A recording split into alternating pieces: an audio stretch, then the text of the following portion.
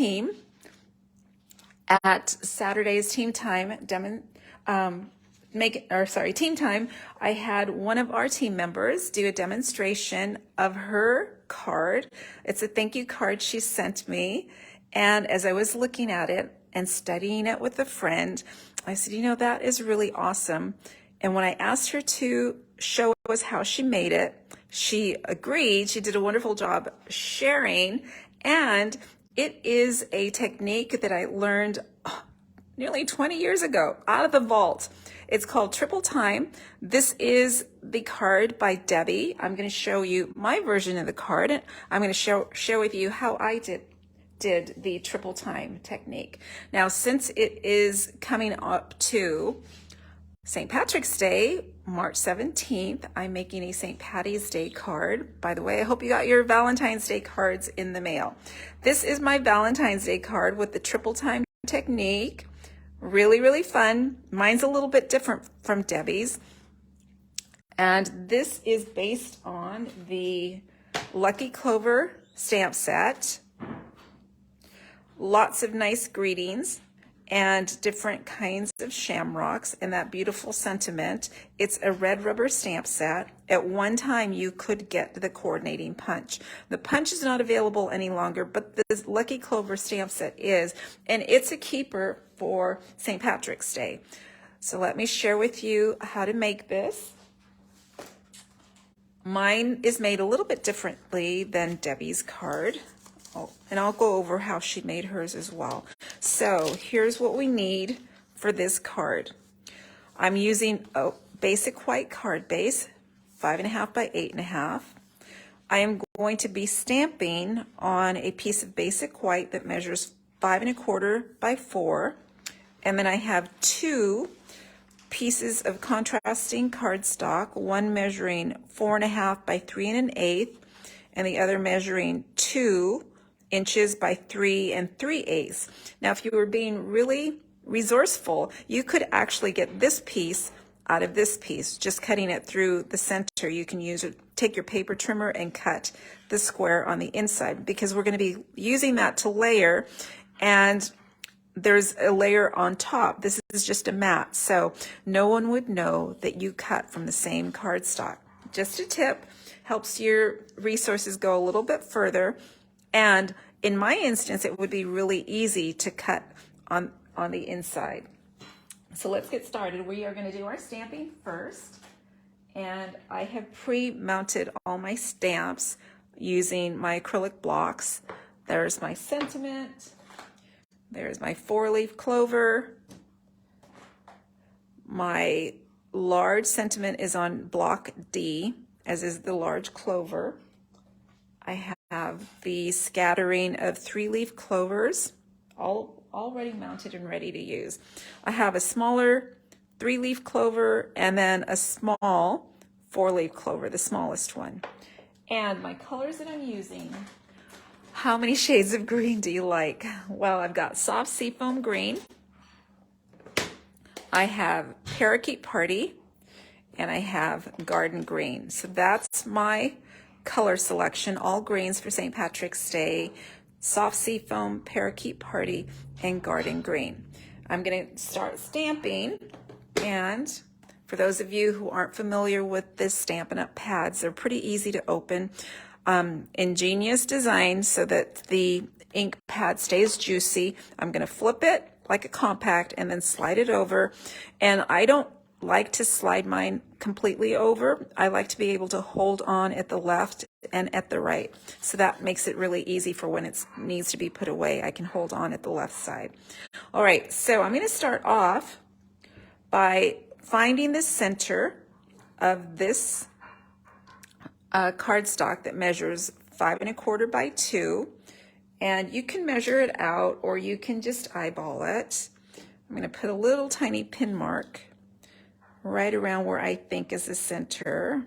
So you want to come about 2 inches down and about 2 1/8. Wait a minute, 2 5/8 over would be the middle, because we're at half of 5.25. Now, it's not critical. Some people wouldn't even measure it out. Normally I wouldn't, that would be me, but just a heads up. because we're going to be cutting the center of the cardstock. And when I ink up, I do a tap, tap, tap as opposed to a pressure smush into the ink pad. Just a tip.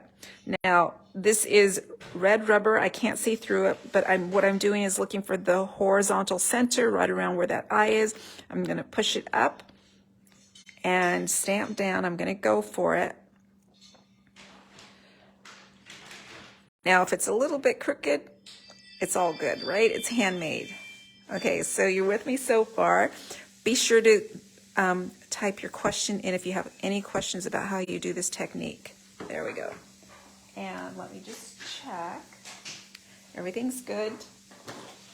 Now I am going to add my 4-leaf clover with the detail in the petals, and that's going to be in garden green as well.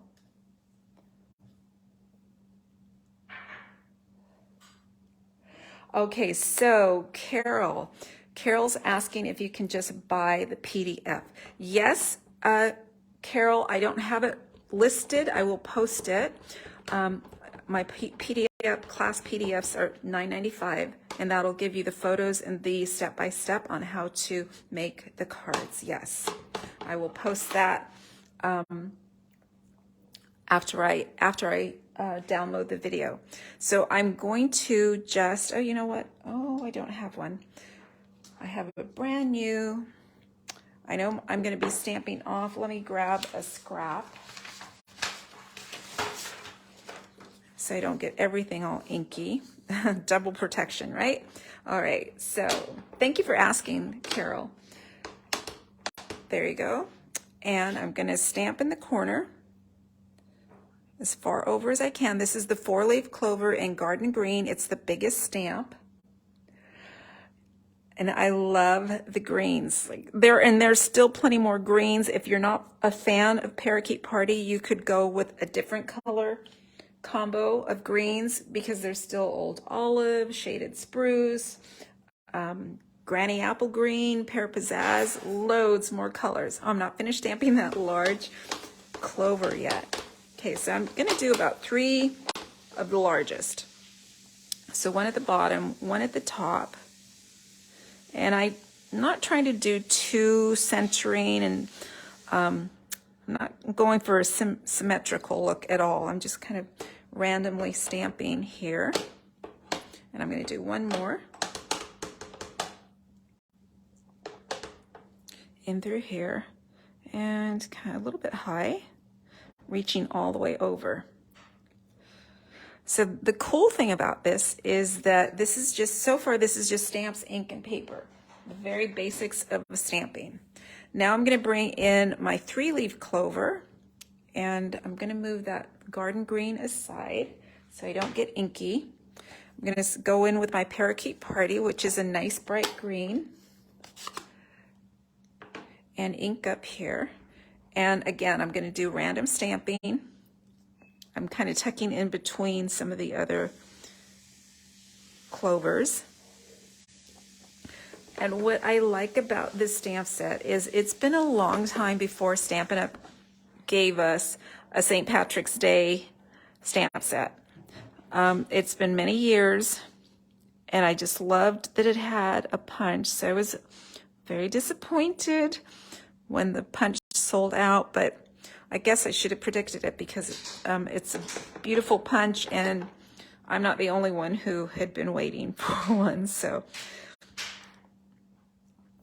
the beauty of it, though, is that you don't need it to create always. You can just stamp away as well. And the clover is easy to fussy cut if you do want them popping out or popped up on dimensionals. All right, so next I am going to bring in my soft sea foam, and I'm going to stamp the smallest clover randomly, just kind of tuck in some of these open spaces, and you can see how very faint it is.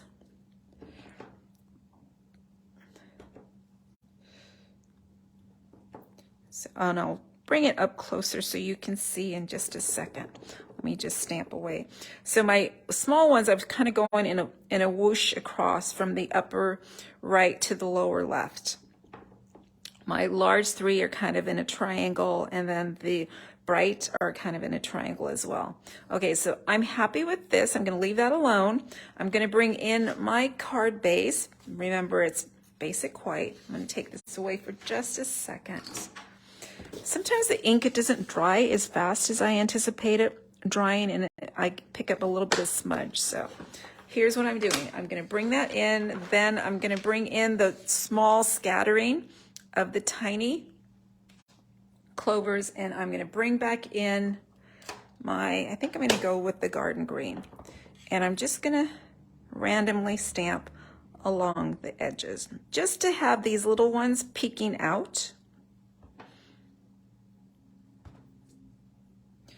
And so pretty simple and not critical where you're stamping, because most of them are going to be covered anyway. We're just going to have a few little random shamrocks, clovers popping out. So I'm just coming in along the border. All right, easy, right? Okay, so that is our stamping. Oh, you know what? Since I have my ink out, here's what I'm going to do. The inside of my stamp, of my card, is going to say Happy St. Patrick's Day, and I am stamping in garden green. So let me go ahead and stamp this down nice and high so I can write my sentiment or my greeting. Happy St. Patrick's Day, and I'm going to bring in those scattered shamrocks. And hang on, trying not to get everything inky. I do need to clean off this stamp. I'm going to use my chamois. I'm going to dip into a lighter green. So if you're going from lighter to darker, it's not critical to clean, but I'm going the opposite way. I'm dipping into Parakeet Party, and I'm just going to do a couple of sprays of clovers. How fun, right? So we are back to the basics, a technique from the vault, and back to the basics of stamping. I'm pretty happy with how it turned out. It's pretty much a stamps, ink, and paper design, except for the next step. I'm going to put my card base aside. I'm going to bring in my focal point, and for this I do need the big guns. I need my standard size cut and emboss machine. I need my platform, my shim number 2, my cutting pad number 3. I'm going to put my card front down, and I'm going to bring in my stitched rectangle dies. And I've got 2 different sizes. Let's see if I can tell you which ones I pulled. So I have the one that measures 4.5 by 3 1/8. Now you're going to remember that was the size of the green that I quoted for you. That's the bigger size. So I'm going to put that down. And here's another tip. Your machine appreciates when you put this in, when you run it through at an angle. Meaning, if I put it in perfectly aligned 40 degrees, it's going to struggle to get through. So what I like to do is just turn it a little bit. It'll pick up one of the corners. It kind of spreads the pressure. All right, so I'm trying to frame that out. The next stitched rectangle is going to be the 3 1/4 by 2. So let me put this down. I'm framing out the sentiment, and more or less I have an equal border going all the way around. Now I'm going to bring in, look at this, I have a brand new cutting pad. I think the things I go through most in my arsenal is cutting pads and liquid glue. I'm going to pull this down just a tiny bit. This is a brand new pad. I do so much die cutting that my pads are constantly curved or soiled, even when I wash them frequently. So brand new pad, and especially because I'm cutting on white, I don't want any residue to land on my card front. All right, so let me take this out of the way.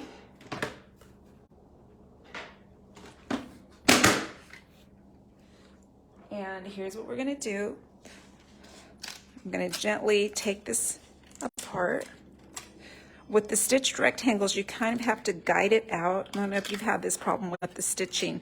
It definitely stitches into the cardstock, so I just gently push it out. I also like to run my dies through the machine, first using foil, and nice foil, not dollar store foil, that kind of sharpens the blade. And then also I run it through with wax paper. That'll help with releasing the die too. So here are my triple time pieces. The only thing I'm going to watch out for is I'm putting this onto the card front is to not turn any of these, because the whole technique wants to be staggered, right? Like a telescope. So we've got that. We've got our card base. My first layer is going to go down. I'm going to frame it out with liquid glue, so flat adhesive, and hopefully I've got some glue left in here. As I said, two things that I'm constantly running out of or needing to replace is the liquid glue and the cutting pad. All right, so let's see, and I'm just going to confirm. I want that little shamrock in the corner. Just making sure I've got it all ready to go. No goofs today, right? All right, there we go. I'm just gonna put that right in there. So I've got about 1/8 of an inch border all the way around. Hey, Carol. Well, I'm glad that you haven't seen this done like this before. So this is my spin, and I'm going to share with you a couple more examples as well. So stick with me. Now that's my frame. Then I'm going to mount this one onto the green, and this is where I was saying it's okay to take the smallest piece from the same card stock. So lots of different spins on this little technique from way back. It's a very cool effect. You saw how easy it was to stamp, no fuss. All right, then this, I might as well adhere this since I have this here as well. I've got my smallest piece, 2 inches by 3 3/8. This is the smallest stitched rectangle. Flip this over, and I have about 1/16 of an inch all the way around. There we go. Now this one, and remember, you want to confirm you've got the stamped images at the right orientation. It wouldn't quite look the same if we flipped it around. Still cool, but not the triple time technique we're going after. There we go. And this one kind of layers right over that stitching. That's how I know it's in the right spot. All right, so, and you can kind of see the extension of the image going right in there. So just making sure that that's aligned. Turn that just a smudge. There we go. Luckily the ink's dry, so I'm not getting inky fingers. There we go. Now the next layer is going to be popped up with dimensionals just because it gives great effect. Nothing makes a handmade card more handmade than that dimension. And let's see, I was hoping, look at this, I'm on my, I'm on the perimeter of my dimensionals as well. I go through a lot of supplies, right? It's a good thing I get everything at a discount and as some rewards as well. Now I'm on the border, so I'm gonna go ahead and take my paper snips and just snip out a little rectangle there. Put that through there.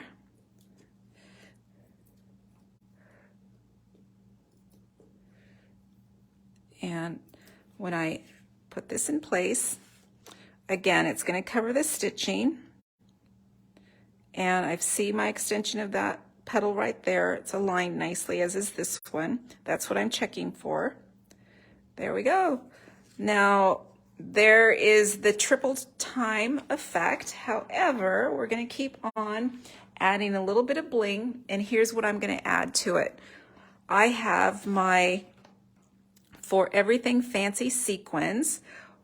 This happens to have quite a supply of pinks, blues, and you guessed it, the greens for St. Patrick's Day, right? Look at how jewel-ish that looks.